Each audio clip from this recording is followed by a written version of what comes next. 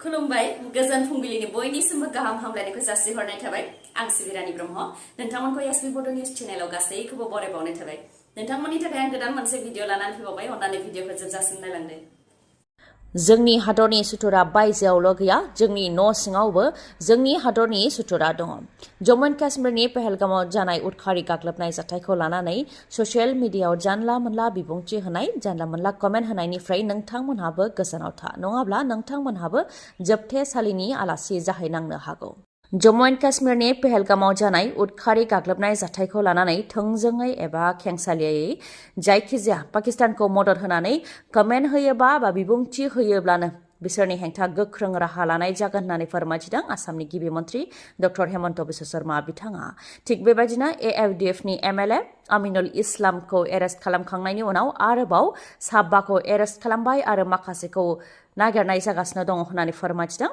बिथाङा साबा एरेस्ट खालामजानायफोरनि मादाव फारियै सिलचरनि एके बाहाउद्दिन सिलचरनिनो जावेद माजुमदार मरिगावनि मजिरुल इस्लाम शिबसागरनि मोहम्मद साहिल आली आरो छात्र मुक्ति संग्राम परिषदनि दैदेनगिरि अनिल बनियाखौ एरेस्ट खालामबाय आरो माखासेखौ नागिरगासिनो दं होननानै फोरमायथिदों लाश्कर-इ-ताइबानि टप कामान्डार अल्ताफ लाल्लीखौ गावथारनो हाबाय इन्टेलिजेन्स रिपर्टनि सायाव बिथा खालामनानै जम्मु एन्ड काश्मीरनि बन्दिपरायाव गावथारनो हादों दुथांखौ इन्डियान आर्मि आरो जम्मु एन्ड काश्मीर पुलिसा जथाय अपारेशन खालामदोंमोन जेराव दुथां आरो रैखाथि हान्जानि गेजेराव गावलायलायनाय जादोंमोन बेयावनो लाश्कर-इ-ताइबानि टप कामान्डार अल्ताफ लाल्लीखौ गावथारनो हाबाय बेनि अनगायैबो पहलगाम गाग्लोबनाय जाथायाव आखाइ थानाय दुथां आसिफ आहमेद शेखर आरो आदिल आहमेद टकर्सनि न'खौ थेर-बेथेर खालामबाय नाथाय सानै दुथांखौ दासिमबो हमनो हानाय जायाखै रिपर्टनि बायदिब्ला सानै दुथाङा जम्मु एन्ड काश्मीरनिनो थागिबि नाथाय पाकिस्तानाव थांनानै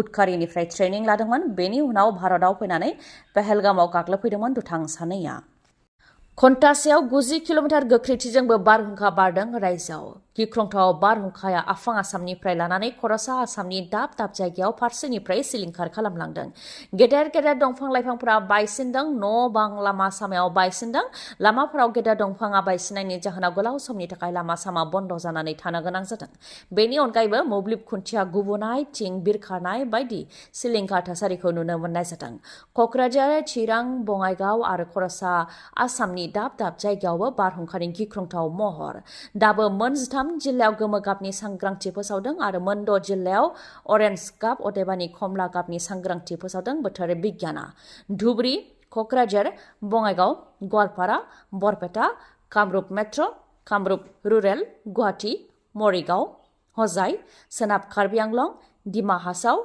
काछार श्रीभूमि हाइलाकान्दि जरहाट बिश्वनाथ सनितपुर शिबसागर चराइदेव माजुलि लखिमपुर धेमाजि डिब्रुगड़ आरो तिनसुकिया बेफोर जिल्लाफ्राव सांग्रांथि फोसावदों बोथोर बिगियाना गोबां अखा हानायजों लोगोसे बारहुंखा बारनाय आरो खोरोमनाय मोफ्लामनाय जानो हागौ बेफोर जिल्लाफोराव बिटिसिआव 367 अंगनवाड़ी मावथि आरो हेल्पारफोरनो एपइन्टमेन्ट लेटार गथायनाय जादों इन्टिग्रेटेड चाइल्ड डेभेलपमेन्ट सार्भिसेस स्किमनि सिङाव गासै 367 अंगनवाड़ी मावथि आरो हेल्पारफोरनो एपइन्टमेन्ट लेटार गथायदों बिटिसिनि गाहाय प्रमद बर' इएम गौतम दास क'क्राझारनि एमएलए लरेन्स इस्लारि बिथांमोननि नुजाथिनायाव 367 अंगनवाड़ी मावथि आरो हेल्पारफोरनो एपइन्टमेन्ट लेटार गथायदों बिटिसिआव गासै 1079 अंगनवाड़ी मावथि आरो हेल्पारफोरनो एपइन्टमेन्ट होनाय जागोन बा थिसनगोन होननानै फोरमायथिदों बिटिसि सोरखारनिफ्राय मेथाइ रोजाबगिरि इलिसा बर'खौ लाजि फोनांनाय आरो जौसाङाव जानाय जाथायखौ लानानै दासान्दि समाज बिजोङाव दान्थे बिदान्थे जागासिनो दङ खोला बयथामारि बङाइगावआव रङालि बिहु अदेबानि रंजालि बैसागुआव मेथाइ रोजाबगिरि इलिसा बर'खौ हांख्रायहरदोंमोन जेराव मेथाइ रोजाबगिरिया जौसाङाव गाखोनायनि माखासे समनि उनावनो माखासे सुबुंफ्रा गोबां दावराव दावसि आब्रुथि गैयै खालामदोंमोन बेखौ लानानै इलिसा बर'आ जौसांनिफ्राय सोंखारि हरदोंमोन नोंथांमोनहा जुनार नामा जुनारथ' नङा जों गासैबो मानसि बेनिखायनो जोङो मानसि बायदि आखु खालामनो नांगोन होननानै बुंथिदोंमोन बेनि उनावनो कमिटिनिफ्राय जौसाङाव गाखोनानै इलिसा बर'खौ उल्थायै लाजि फोनांदों रङालि बिहु कमिटिया इलिसा बर'खौ लेंहरनानै इलिसा बर'खौ मदद होनो नागारै उल्थायैसो लाजि फोनांदों बे जाथायखौ लानानैनो बर' आरो गुबुन हारिनि गेजेराव दा दान्थे बिदान्थे जाबाय थानायखौ नुनो मोननाय जादों नोंथांमोनहा बे जाथायनि सायाव मा बुंगोन बेखौ कमेन्टआव लिरनानैबो नोंथांमोनहा गाव गावनि गोसोनि साननायखौ फोरमायथिहरनो हागोन। बिटिसिआव जि गोदान बिफान दादों नाथाय बे गोदान बिफानाव खरसा खालामनो थाखाय बे बाजेटआव हमनाय जायाखै बेखौ फोरमायथिदों बिपिएफ दोलोनिफ्राय। बिटिसिनि बाजेटखौ लानानै गोजोननाय गैयैखौ फोरमायथिदों बिपिएफ दोलोनिफ्राय। खामानिनि थाखाय खरसा खालामनो हरनाय रांखौ बाहायनो हायैनि थाखाय माखासे बिफानफोराव सिगांनि रुजुनायाव राङा खम फैनायखौ फोरमायथिदों बिपिएफ दोलोनिफ्राय। आरो प्रमद बर'आ बाजेट स्पिचआव जेरैबायदि खोथा जौगानायनि खोथा गेदेर खोथा बुंदोंमोन बेफोर गासैबो बाजेटजों गोरोबा होननानै बुंथियो आरो बे बाजेटआ कपि पेस्ट होननानै बुंथियो बिपिएफ दोलोनिफ्राय। जायनाखि बाजेट स्पिचआव बड'लेण्ड कमिउनिटि वेलफेयार डिपार्टमेन्ट गोदान बिफान दानायनि सायाव खोथा बुंदोंमोन नाथाय बे बिफाननि खामानि मावनो थाखाय बाजेटआव रां होआखै। बाजेटआव खालि मोनब्रैजिनै बिफाननि मुङाल' मख'नाय दं, गोदान बिफाननिया मख'नाय गैया होननानै फोरमायथियो बिपिएफ दोलोनिफ्राय। बेनि अनगायैबो फोरमायथिबावदों दि प्रमद बर'नि सोरखारा खामानि मावनायाव फेलें जादों बेयो रोखा नुजादों, जेराव प्रमद बर'निनो बिफान ट्रेन्सफरमेशन एन्ड डेभेलपमेन्ट डिपार्टमेन्ट बेयाव 2024-25आव 2,992 लाख रांखौ खरसा खालामनो हायाखै। ट्राइबेल एफेयार्स प्लेन डिपार्टमेन्ट बे बिफानाव 2024-25आव 6 लाख रां आरो 2024-25आवनो स्पेसियेल ग्रान्ट 18,626 लाख रांखौ खरसा खालामनो हायाखै आरो बिथांनिनो पिडब्लिउडि बिफानाव 2024-25आव 170 लाख रांखौ खरसा खालामनो हायाखै। प्रमद बर'नि बेफोर बिफाननि अनगायैबो एग्रिकालचाराव 103 लाख, इरिगेसनाव 194 लाख, हाग्रा बिफानाव 121 लाख रांखौ खरसा खालामनो हायाखै। सोलोंथाइ बिफानावबो 2024-25आव 36 लाख, 2023-24आव 92 लाख रां खरसा खालामनो हायाखै। गासैखौबो नायनानै बे बाजेटआव रोखायै मख'नाय दं गासै 3,944 लाख रांखौ बिटिसि सोरखारा खरसा खालामनो हायाखै। वाटार रिसर्स बिफानावबो रायजो सोरखारा 157 लाख 155 लाख राङै हरबोदोंमोन नाथाय 2025-26आव लाथिख'। पिएचइ बिफानाव 3 कौटि राङै हरदोंमोन, देग्लाय 95,000 रांल' हरदों, बेबो फैगौ बोसोराव लाथिख' जागोन। पाब्लिसिटि बिफानावबो 180 लाख रां हरोमोन नाथाय एबार 95,000 रांल' हरदों, बेबो फैगौ बोसोराव लाथिख' जागोन आरो बेनि उनाव फैगौ बोसोराव हेडआनो थानाय नङा जानो हागौ होननानै बुंथियो बिपिएफ दोलोनिफ्राय। सोलोंथाइ बोसोर 2025-26 बड'फा UN Brahma super 50+ mission civil services UPSC APSCनि थाखाय नोंथाङा दासिमबो एप्लाइ खालामाखै नामा?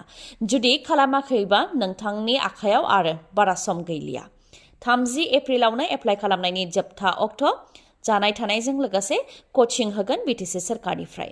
गासै सिदा 100नि मादाव टप 50निया मेरिट लिस्ट जागोन, जायनि मादाव 70% STनि थाखाय आरो 30% गुबुन गुबुन कास्टनि थाखाय। आद्रा 50 सिटनि मादाव बिटिआरनि 25 हारिफोरनिफ्राय मोनसे हारिनिफ्राय 2खौ खाबु होनाय जागोन। 75% खरसाखौ बिटिसि सोरखारा होगोन आरो आद्रा 25%खौ गावगाबागाव होनो नांगोन। गोनांथिया जाहैबाय बिटिआरनि थागिबि जाथारनो नांगोन, फरायसाया ग्रेजुवेट जानाय नङाब्ला फाइनाल इयारनि फरायसा जानो नांगोन।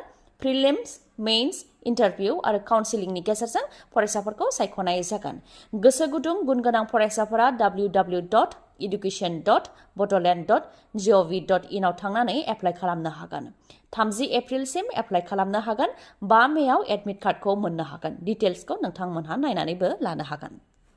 गुबुनखौ जेयाव फोनांनानै रां दाबि खालामनायनि दायाव एरेस्ट जाबाय सासे असिया। दाय गैयै सासे सुबुंखौ जेयाव फोनांनानै 25,000 रां लादोंमोन असिया, दा एरेस्ट जाबाय असि सत्यजित बरागा। लखिमपुर पानिगाव पुलिस स्टेशननि असि सत्यजित बरागखौ एरेस्ट खालामबाय। असिया सासपेन्ड जानानै दंखायोमोन, दा असिखौ लखिमपुर पुलिसआ अरुणाचलनिफ्राय एरेस्टबो खालामबाय। सासे सुबुंखौ मोसौ सिखाव साजायनानै 50,000 रां दाबि खालामदोंमोन असि सत्यजित बरागा। 50,000 रां दाबि खालामनायनि मादाव 25,000 रांखौ लाबायमोन असिया। दा बे दायावनो असि सत्यजित बरागखौ एरेस्ट खालामबाय लखिमपुर पुलिसआ। गुन गोनां सोलोंथाइ लानो गोसो गुदुं फरायसाफोरनि थाखाय गोजोनथाव खौरां। कक्राझारनि बालागाव सेन्ट एन्स कलेजाव 2025-26 बोसोरनि थाखाय गोदानै मुं थिसननाय हाबाफारिया जागायबाय।